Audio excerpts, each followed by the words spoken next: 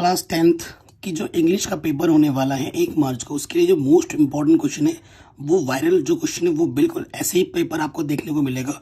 ये viral paper है, please बच्चों इस वीडियो को शुरू से लेकर एंड तक देखिएगा क्योंकि आपके पास समय बहुत ही कम है और पेपर गैप सिर्फ 1 दिन का ही मिला है हमें। ठीक है, ये वीडियोस बहुत इंपॉर्टेंट है और ऐसे कई सारे वीडियोस आपको और मिलेंगे चैनल पे, जिसके लिंक्स मैं डाल दूंगा डिस्क्रिप्शन पे। ठीक है, और पेपर प्रेजेंटेशन कैसे करना है, इंग्लिश की कॉपी कैसे लिखनी है, उसकी वीडियो मैंने ऑलरेडी बना रखी है, वो भी आपको चैनल पे मिल जाएगी, जरूर देख लीजिएगा। ठीक है, तो मोस्ट इंपॉर्टेंट क्वेश्चन है। देखो बच्चों, आपका पेपर इंग्लिश बहुत आसान होता है। ठीक है, नंबर इसमें लाने बहुत ईजी हो जाते हैं। इसमें रीडिंग पोर्शन आपको 2 जगह मिलेंगे।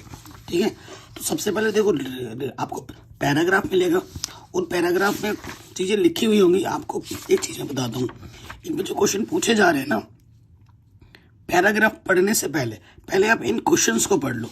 ठीक है, ये जितने भी क्वेश्चंस है, the two extremes are alike means we are unable to hear sound if.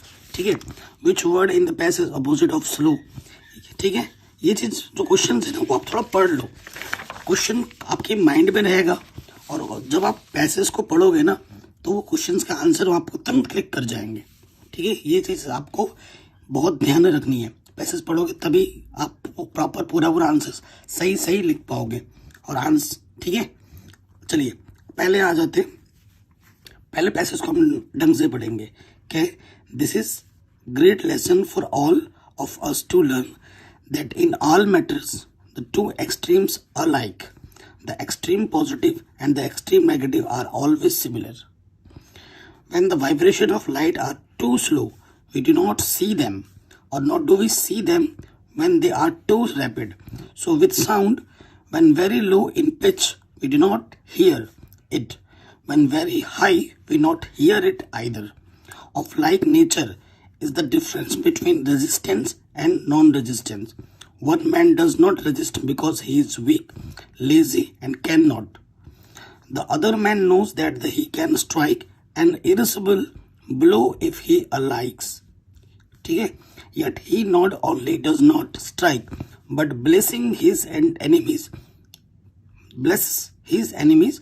The weak who shows non-resistance is oppressed, while the stronger one commits a sign if he offers resistance. तो ये passage आपने पढ़ लिया। अगर इस passage में question पूछा गया है, we are unable to hear a sound if it is too low, it is too high, it is too noisy, both and A B. आपने भी पढ़ा था, साउंड को हम कब नहीं सुन सकते, जब वो हाई भी हो और लो भी हो। ऑप्शन ए और बी करेक्ट है, तो ये वाला सही हो जाएगा, both A and B.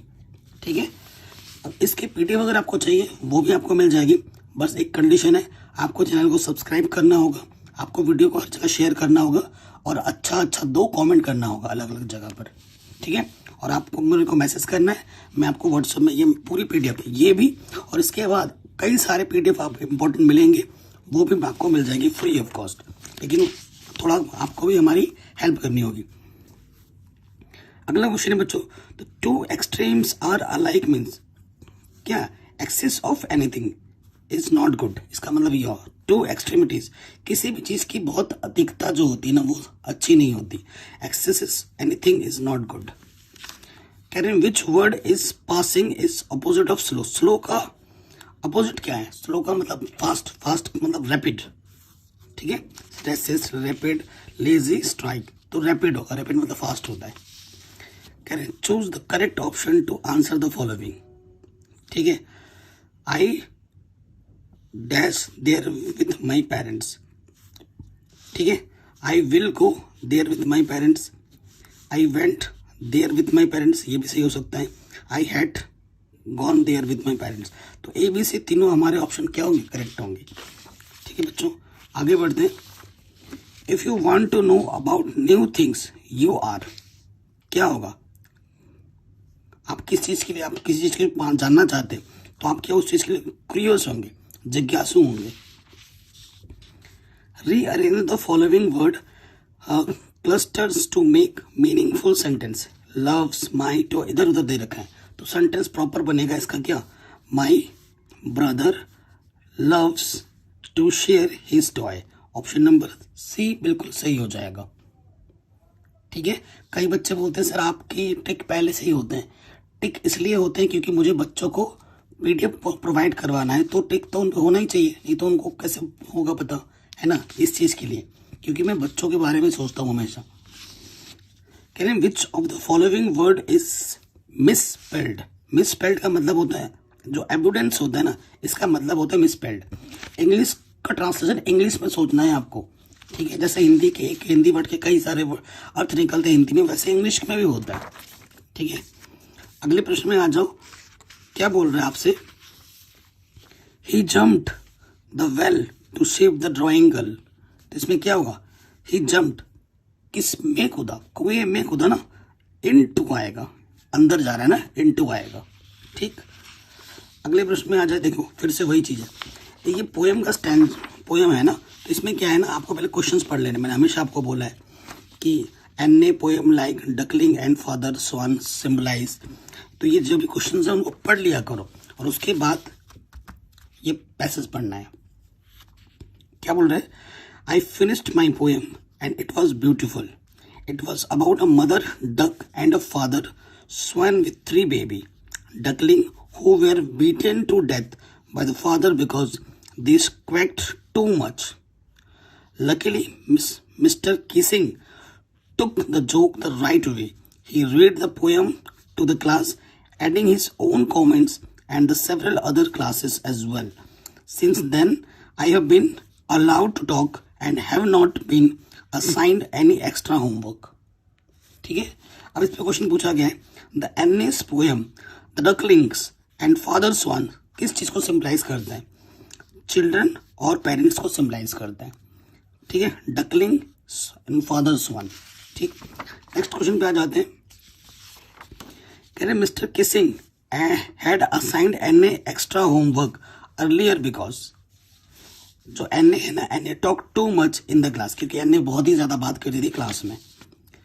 Choose the correct option to answer the following question, Mandela passes dash year in jail. तो मंडेला ने कितने ईयर जेल में बिताए थे, 27। Mandela passes 27 years in jail, ठीक है।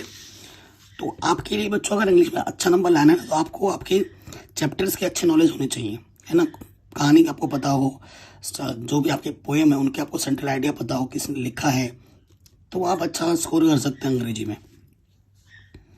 तो mahseer is a dash found in Coorg, a large fresh water fish. तो महाशीर ने ना एक बहुत ही बड़ा फिश जो होता है फ्रेश वाटर में जो मिलते हैं, वो उसको मिला था कुर्ग में। ये इसका आंसर सही हो जाएगा। अगला क्वेश्चन है, the bus conductor was dash man, jolly मजाकिया आदमी था, है ना। अगला है, कह रहे हैं रीड द गिवन एक्सट्रैक्ट, ये हमें एक स्टैक दे रखा है, choose the correct option to answer the following question, don't bite your nails Amanda, don't hunch your shoulders Amanda, stop that slouching and sit up straight Amanda. तो एक poem है Amanda पर, who is the speaker in the above lines, ठीक है। तो Amanda को ये सब कौन बोल रहा है, उनके पेरेंट्स बोल रहे हैं, हर पेरेंट्स। अमांडा एक लड़की है, आपने पढ़ा हो गया चैप्टर, ठीक है। नेक्स्ट क्वेश्चन पे क्या बोल रहे हैं, the speaker is speaking like he this because, किस लिए वो कर रही है, instruction can make Amanda behave better, तो इसलिए उसको बोल रहे हैं ताकि उस इंस्ट्रक्शन को पाके जो अमांडा है वो अच्छे से व्यवहार करे, ठीक है। नेक्स्ट क्वेश्चन बोल रहे, choose the correct option to answer the following questions, it was a temptation to keep tricky on as a permanent guest because, ठीक है, क्यों, Mrs Pumphrey sent a lot of eatable that the doctor enjoyed, ठीक है, ये इसका आंसर हो जाएगा। अनिल टॉड हरी सिंह, अनिल ने क्या सिखाया था हरी सिंह को, कुक करना सिखाया था, राइट एंड नंबर्स, उसको पढ़ना लिखाना भी सिखाया था, ठीक है, ये इसका आंसर आ जाएगा। अगले प्रश्न पे आ जाते हैं, the book gifted to Ebright by his mother was the travels of monarch, ये बुक उन्होंने गिफ्ट किया था, ठीक है, आपने चैप्टर्स पढ़ा है तो ये आपको पता होगा। कह रहे which of the following combinations describe Matilda, Matilda को कौन सी चीज डिस्क्राइब करती है, वो बहुत ही फैशनेबल थी, एम्बिशियस थी और मिडिल क्लास की थी, ठीक है, ये उसको परफेक्टली डिस्क्राइब करते हैं। Bholi was sent to school because Bholi को स्कूल में क्यों भेजा गया था? It was necessary for her marriage, उसके मैरिज के लिए ना वो चीज़ बहुत ज़्यादा जरूरी कि वो शिक्षित हो जाए। अब आते हैं पार्ट बी, रीडिंग में। देखो रीडिंग अभी भी आप बहुत सारा नंबर आप खींच के लाए हो 20 में से, अब फिर आपको रीडिंग मिलेगा। अब ये जो पोर्शन है आपको क्या करना है, रीडिंग वाले प्रश्न में ना सबसे पहले ये क्वेश्चन है उसको पढ़ लो ढंग से। Whom does the Statue of Liberty represent? What is meant by the underline portion? How did America collect money to install this है? और which word is the passage mean requested? इन प्रश्नों को आपने पढ़ लिया। अब ये प्रश्न आपके दिमाग में रहेंगे और जब आप ये पैसेज पढ़ेंगे ना तो उन प्रश्नों को उत्तर पढ़ते हुए वक्त आपको मिल जाएंगे, और उत्तर को अपने शब्दों में लिखना है, ग्रामर को ध्यान में रखते हुए, स्पेलिंग मिस्टेक्स ना हो। तो पढ़ते हैं पहले। When we enter New York harbour the first thing we see in the Statue of Liberty. जब हम पहली बार न्यूयॉर्क में हार्बर पे आ जाते तो सबसे पहली चीज हम क्या देखते हैं? Statue of liberty. What impresses us the most? It's size. जो हमें सबसे ज्यादा प्रभावित करता है वो उसकी साइज होती है, मतलब बड़ा जो दिखना हो। Magnificence. Have you ever wondered how it came to be here? आपने कभी ऐसा सोचा है कि वो यहाँ पर कैसे पहुंचा, कैसे लगाया गया?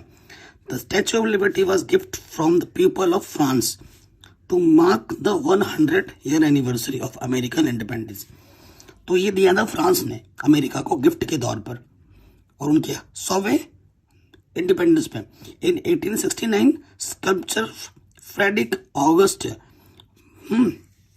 इन्होंने प्लान किया था, begins to plan his concept for the monument. वो जो हाथ लेके मसाल लेके खड़ा है ना, उनके लिए वो उन्होंने बनाया था, वो प्लान किया था। बार्थोल्डी envisaged liberty as a strong and proud figure, one who personized not only the majestic Greek goddess of the past but also the working men and women of the present। ठीक है, उन्होंने ऐसा design किया था ना कि वो एक उनके ग्रीक देवता को तो दिखाएंगे ही दिखाएंगे, साथ ही साथ एक काम करते हुए सशक्त महिला और पुरुष को भी दिखाएंगे। Finally in 1884 the work was finished and liberty was packed into 214 crates and sent to New York City. But there was one problem. While the French had raised a lot of funds to build the statue, New York had not secured funds to build its foundation. It was not until New York newspaper implored people for the donation that money became available. Finally, on 28th October 1886, Americans celebrated the unveiling of Statue of Liberty. तो अगला पहला question से पूछा गया, Whom does the Statue of Liberty represent? Statue of जो statue of liberty है ना, वो किस चीज को प्रेजेंट करती है? The statue of Liberty represent 100 year anniversary of American independence.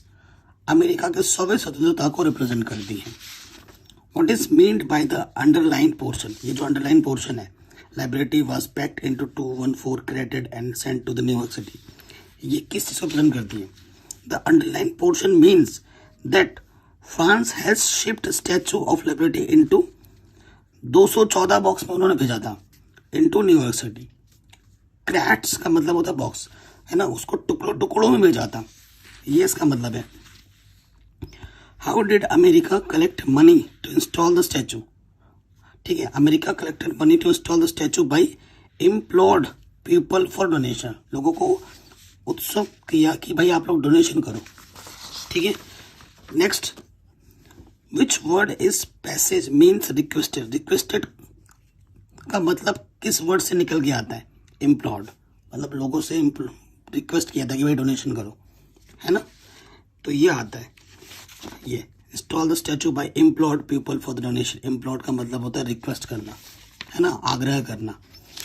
अब आता है नेक्स्ट पोर्शन आपका राइटिंग। राइटिंग में लेटर भी आएगा और एप्लीकेशन भी आएगा, दोनों में से कोई एक करना होगा। ठीक है, जैसे ये question number second, write a letter to your elder brother who lives in Delhi sharing your feelings about how you miss him at home. ठीक है, तो अपने भाई को पत्र लिख रहे हो। ठीक है, फॉर्मल इनफॉर्मल दो टाइप के लेटर्स होते हैं। तो जब आप घर पे लेटर लिख रहे हो, पत्र लिख रहे हो, तो सबसे पहले क्या आएगा? डेट। सबसे पहले एड्रेस आएगा। एड्रेस के बाद क्या आएगा, डेट, और फिर जहाँ पे लिखा लो C9 Pitambara Delhi.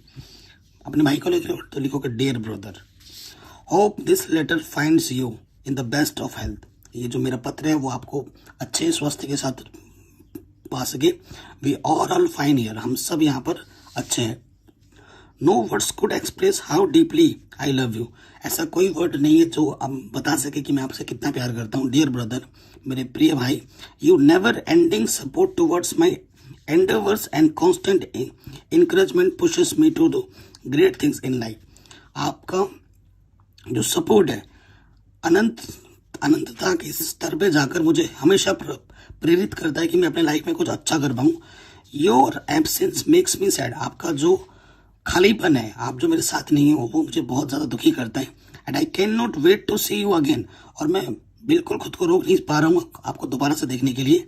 I miss you, मैं आपको हमेशा मिस करता हूँ। And listen, mom and dad are also missing you, मम्मी पापा भी आपको बहुत ज़्यादा मिस करते। योर लविंगली, आपका चाहने वाला आरुष, जो भी नाम वहाँ पे मेंशन किया जाएगा वो यहाँ लिख देना है, ठीक है। या फिर देखो मैंने कहा था ना, दो चीज में से एक चीज करना है। Write an application to principal of your school to complain that the water tanks in the school are not being cleaned regularly. आपके स्कूल के जो वाटर टैंक है ना, वो रेगुलरली क्लीन नहीं होता है, उसको उस पर एक लेटर लिखना है।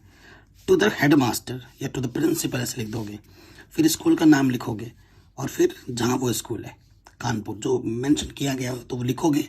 अगर नहीं मेंशन किया तो अपने से लिख देना। सब्जेक्ट लिखोगे फिर यहाँ पर water tanks in the school are not being cleaned regularly, ठीक है, यहीं पे लिखा है water tanks in the school not being clear regularly, यहीं से आपका क्या बन जाएगा, सब्जेक्ट बन जाएगा। Sir, it is humble request that the school tank is not being cleaned regularly because waste is being received in the water from the school tap and sometimes the water coming out black and it is not been cleaned for a long time। ठीक है, कई कई बच्चे ऐसे होते हैं English में बहुत वीक होते, इतना बड़ा नहीं लिख सकते, तो इतना लिखो, ठीक है, इतना तो लिखना ही पड़ेगा। इट इज हम्बल रिक्वेस्ट, ये मेरे आपसे निवेदन है कि स्कूल के टैंक को क्लीन किया जाए निरंतर अंतराल पर, क्योंकि उसके अंदर बहुत सारे वेस्ट जमा हो गए और वहां से टैप से ना काला काला पानी भी निकल रहा है जो पीने योग्य नहीं है। ठीक है, इतना जरूर लिखना, ठीक है, यहाँ पर लिखना है। लिखने के बाद एंड बिकॉज ऑफ दैट आगे लिख देना, and then because of that we are suffering from illness, हम इससे बीमारी से ग्रसित हो रहे हैं। सो प्लीज यहाँ पे आ जाना। फॉर दिस, यहाँ से for this I will be forever grateful to you.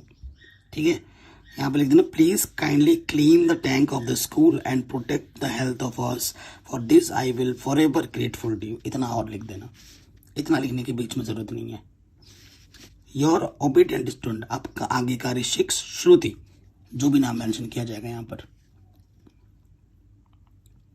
ठीक है बच्चों, हो जाएगा। अब आते हैं निबंध आएगा आपके, है ना, एक रिपोर्ट लिखने के लिए आएगी।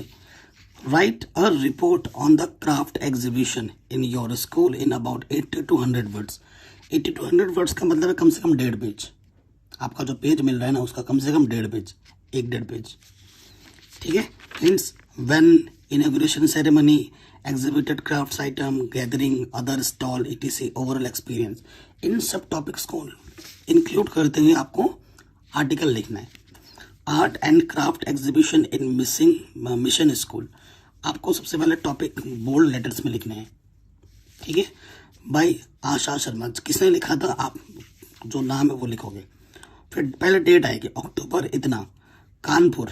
ठीक है, an art and craft workshop was organised, 10/10 date आ जाएगी, बाय आवर स्कूल। और प्रिंसिपल जो है उनका नाम आएगा, provided limitless opportunities for the creative minds. Mrs. Sapna Singh was the chief guest of the inauguration ceremony and primary mentor for the exhibition. 23 other teacher assistants and freelancers were also involved in this program. The number of participants was considerable as students from every classes were actively involved in this exhibition. ठीक है, from making jewelry, dolls, flowers, to dyeing and trying fabrics and making own design on cups and ceramics, from pencil shading, glass painting, stitching and embroidery to tie paintings and block designing. The workshop was filled with energy and passion. Students painted mural paintings and stencils pattern on the wall of the school. They make miniature figures out of the clay, vibrant dream catches and wall hanging to embellishes the school premises. With the recent advances in the field of technology, Mrs. Swapna emphasizes the importance of digital art and technical freelancing in the present era among the student.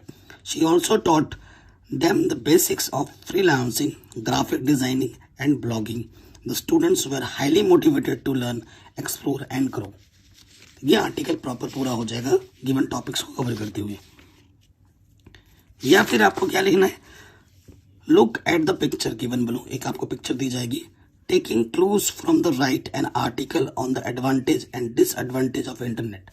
ठीक है, आपको एक paper दी जाएगी. मैं आपको paper दिखा दूं, क्या क्वेश्चन में यहाँ से छूट गया था ना. देखो ऐसे आपको दिखाया जाएगा एक ये चीज़ है. ठीक है, यहाँ पर आप देख सकते हैं, यहाँ पर लिखा है internet, online courses, internet addiction, cyber crime.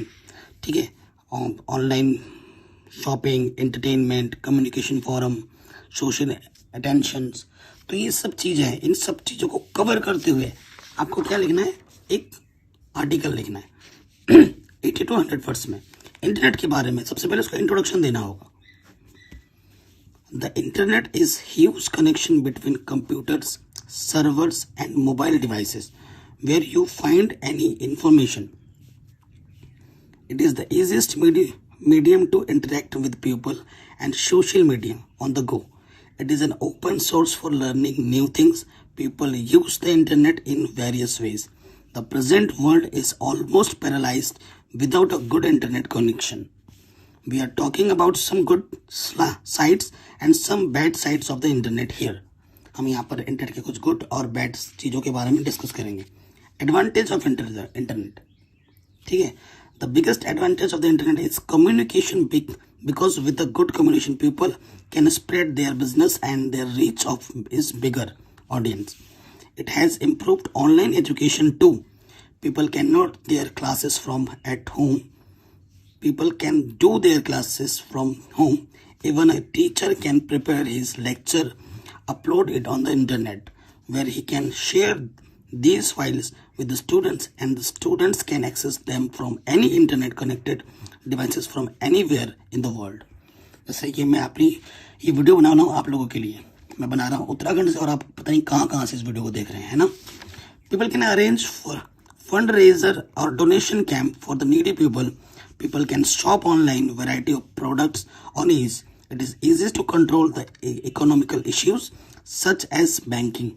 We can entertain ourselves with many video streaming sites where we find enough movies and songs to enjoy. ठीक है, अब डिसएडवांटेज के बारे में भी लिखना है इसके. The bad sides of the internet are cyber crime, trolling each other. Because of cyber crime, there are such cases where the victims commit suicide.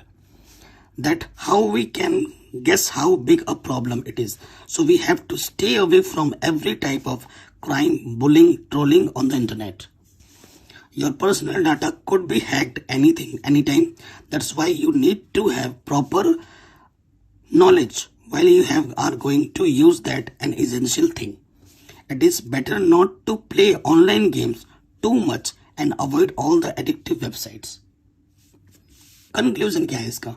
We could get the best from the internet if we want, and it is possible to use it for a good reason. ठीक है, एक चीज के दो पहलू होते हैं, तो हम इसका गुड रीजन से यूज करें तो बेहतर है, बैड रीजन से यूज करें वो गलत है. ग्रामर, अब आते हैं ग्रामर पर. देखो ABC में आएगा, पार्ट्स में अलग अलग, एक नंबर दो नंबर के.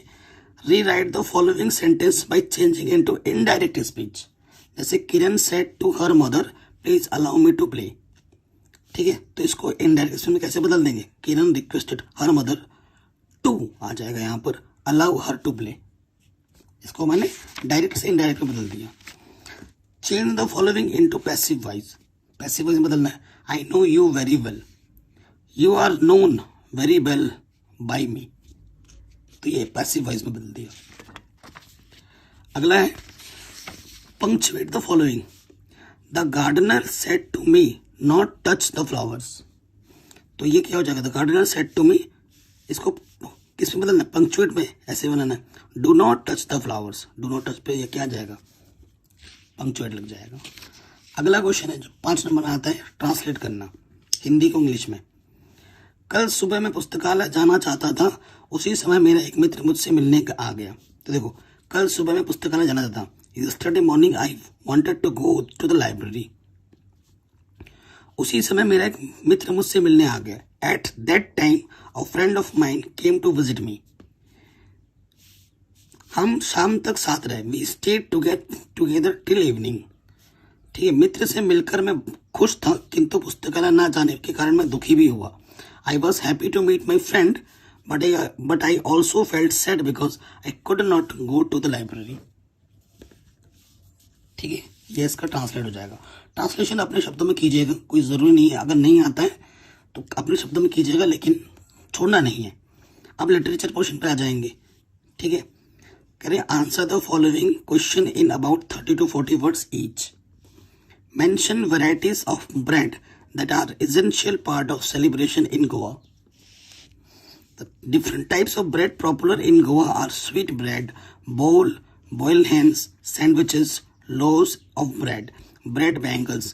The marriage gift are meaningless without sweet bread and bowl. Occasions and ceremonies are incomplete without loaves of bread. Christmas and other festivals lose its charm without bolognese. The lady of the house prepares sandwiches in her daughter's marriage. Thus, bread has an essential place in Goan tradition. Goa tradition. ठीक है, ये इसका आंसर हो जाएगा। या फिर इसका लिखना है, who was Anne Frank, where did she write her diary. ठीक है, कोई एक करना जो आपको इजी लगे। एन्ने Frank is a Jewish girl who is hiding during World War II in order to avoid the Nazis. Her father had gifted the diary on 13th birthday, which she calls with the name of Kitty. She shares her experience and expresses her thought in diary. She puts her energy into studying and writing, gaining knowledge of politics and literature. After her death, she becomes world famous because of the diary. उसके मरने के बाद उसके diary की वजह से वो बहुत फेमस हो गई थी पूरे विश्व में। ठीक है, शी हाइड्स द सीक्रेट्स एन्नेस इन द प्रिंस। ठीक है, उसने बहुत कुछ उसने डायरी में लिखा था, ये चैप्टर आपने पढ़ा होगा, एन्नेस डायरी, है ना। How did Valli save money for the bus ticket. It was not very easy to job for an 8-year-old girl like Valli to save 60 पैसे। It was the fair of both the ways. Wally thriftily saved every coin that came her way. She resisted the temptation of buying peppermints, toys and balloons. She stifled her strong desire of having a ride on the merry-go-round. मतलब वो बहुत ही कंजूस थी और वो हर चीज को save करना चाहती थी, वो अपने मन को कंट्रोल करती थी हर चीज से। Why was Lencho angry with the post office employees? या तो ये करना या फिर ये करना था। Lencho was angry with the post office employee because there were only 70 pesos instead of 100 which he had requested from God. उसने भगवान से 100 पैसे मांगे थे और उसको 70 पैसे मिले थे। He thought that the remaining money was taken by the post office employees. उसको लगता था कि जो बाकी 30 पैसे नहीं मिले हैं ना, वो किसी वहाँ के एम्प्लॉय ने रख लिया है। As he believed that God could never make a mistake, not turn down his request. कभी भगवान कोई मिस्टेक कर नहीं सकते और उसने जो मदद मांगी थी उसको भगवान रिफ्यूज भी नहीं कर सकते थे, क्योंकि वो भगवान पे बहुत ज़्यादा विश्वास करता था। What lesson did Kissa Gautami learn in the end? In the end, Kissa Gautami was free from illusion, learned that the death common to all, and no one could avoid dying.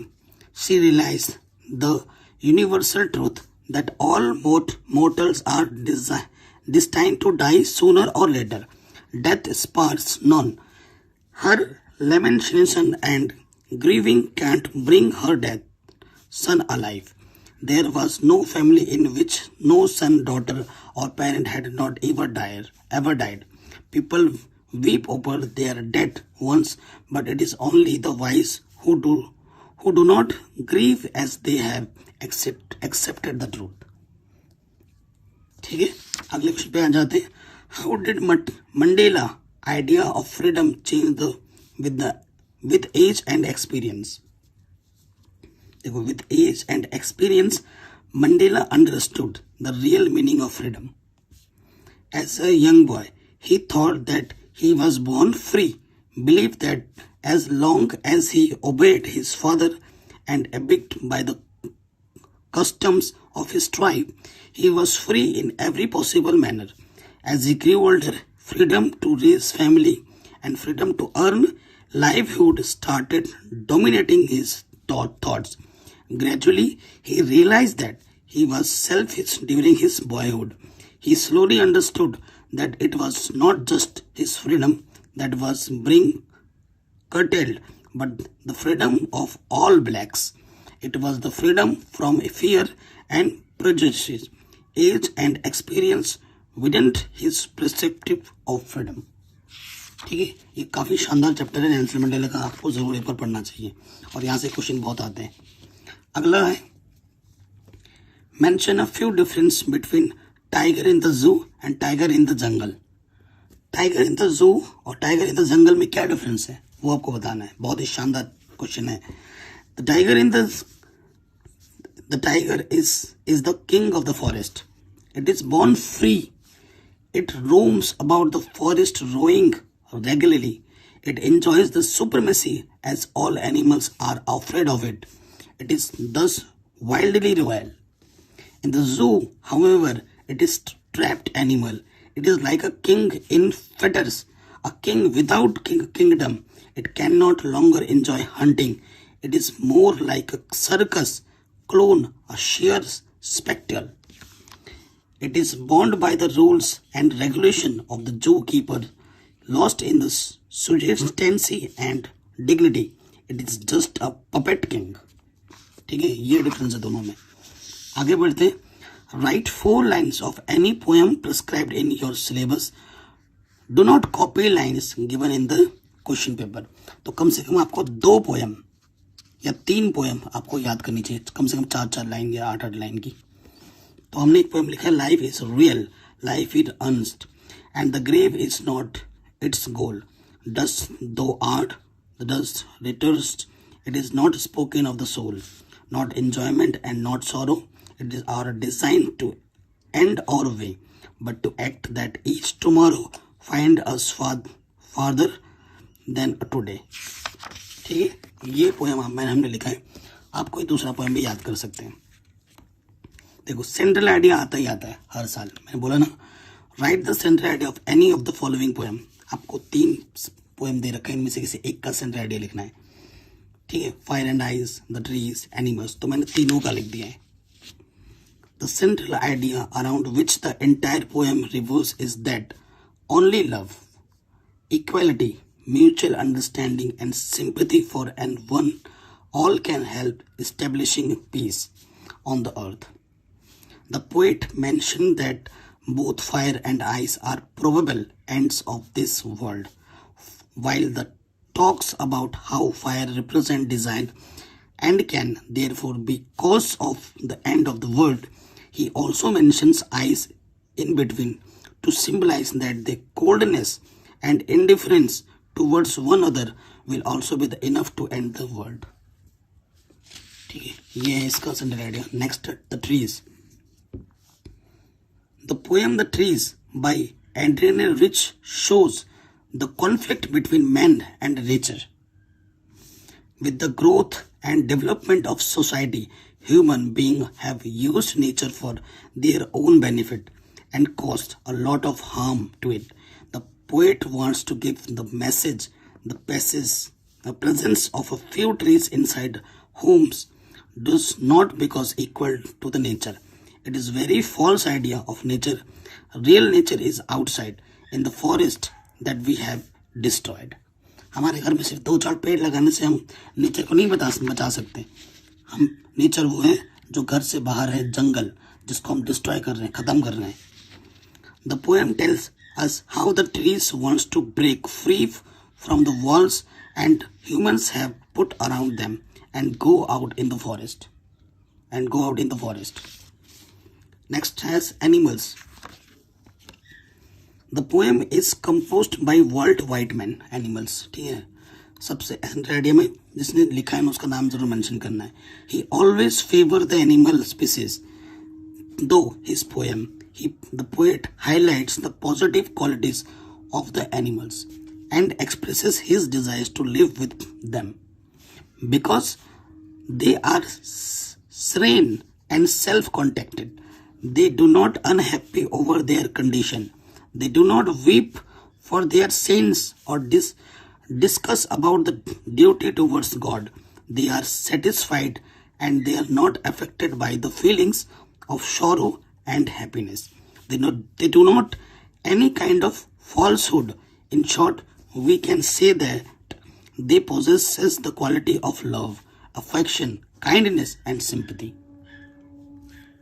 बहुत ही शानदार chapter है animals. ठीक है, next पे आ जाओ. Answer any one of the following in 30 to 40 words. What did doctor do to cure Tricky? Tree को बचाने के लिए उन्होंने क्या किया, ठीक करने के लिए. The doctor did not give Tricky any medicine for extra nourishment sent by Mrs. Pumphrey. He did not give him any food for 2 days except plenty of water. At the end of third day, Tricky started showing interest in surroundings. On the 4th day, when other dogs finish eating, he likes 1 or 2 bowls. From then on, his progress started. He was given normal food with other dogs. He enjoyed eating them. Thus, Miss Harriet did not give Tricky any extra nourishment such as eggs, wine, brandy, etc. But he gives Tricky more exercise and normal food as other dogs eat. जो Mrs पम्फ्रेट थी ना, वो अपने dog को eggs, wine, brandy ये सब पिलाती थी. जैसे जो कोई इंसान खाता है, इंसान के खाने में डॉग से खाने में डिफरेंस है. और इसी के चक्कर पे वो बीमार पड़ गई थी, है ना, ट्रिकी. अगला क्वेश्चन है, what did Griffin wants to prove? Could he do that? Griffin was a brilliant scientist. He carried on experiments for 4 years to prove that human body could be invisible. Yes, he could do that by swallowed certain rare drugs and becomes an invisible person. He removed his clothes because invisible and got away without being seen. He began to wander about the streets of London without clothes, without money and quite invisible. Next answer any of. ठीक है, what could have happened if Matilda had not lost the necklace? अगर Matilda necklace नहीं खोदी तो क्या होता? If Matilda Loisel had not lost the necklace, in the necklace she would have continued to think of herself as a victim of fate and the heroism elicited from her character by the need to pay for the replacement necklace would never have developed. It is losing the necklace which promotes this change in her character and allows her to feel proud and glad rather than obsessed with luxury, wealth and status. ठीक है ना. आज ये जो question है ना, आजकल के जनरेशन से बहुत मैच करता है. लोग फालतू खुशी ढूंढते रहते हैं. जो खुशी होती है वो अपनों में होती है ना, पैसों में नहीं. ये क्वेश्चन हमें सिखा के जाती है. आगे बढ़ते हैं. Suppose you are Bholi and now you are a teacher. Write about your family, your childhood and your present life. ठीक है, बड़े आंसर में लिखना है. If Bholi become a teacher, Bholi would install all the qualities that her teacher has to help students to overcome social discrimination. ठीक है, बोली के टीचर ने सोशल डिस्क्रिमिनेट का मतलब है कि जो अमीर लोग होते हैं वो गरीब लोगों से नफरत करते हैं, है ना, जो भेदभाव होता है जाति को लेकर, बोलचाल को लेकर, उन सबको वो खत्म कर देती। Bholi as a teacher will work on her students to motivate and encourage her students. In my family, my father Ramlal was a numberer. My father had 3 sons and 4 daughters. आप अपने बारे में लिख देना, अपने पापा के बारे में। I was youngest of all my father and always worried about me. और ये सब अपने बारे में थोड़ा लिख देना, ठीक है। तो इस तरीके से पेपर आपको मिलने वाला है 1 मार्च को। आशा करता हूँ ये क्वेश्चंस ये जो क्वेश्चन मैंने आपको बताया, ये very very very important viral question है जो कि आपको 1 मार्च को देखने को मिलेंगे। इस टाइप की ढेर सारी वीडियोस आपको मिलेंगे चैनल पर। प्लीज़ चैनल को सब्सक्राइब कर लें, डिस्क्रिप्शन ज़रूर चेक कर लें, और रेगुलर अभी थोड़ी देर में वीडियो आते रहेंगे। प्लीज़ सारे वीडियो को देखना क्योंकि टाइम बहुत कम है। वीडियो को शेयर करें और आपको डिस्क्रिप्शन में लिंक मिलेगा, उसको ज़रूर देखें और मुझे कमेंट करें। एंड मेरे नंबर पे मुझे व्हाट्सएप पे मैसेज कर देना, तो मैं आपको ये PDF दे दूँगा। लेकिन उसके लिए आपको लाइक, शेयर, कमेंट्स, सब्सक्राइब करना पड़ेगा।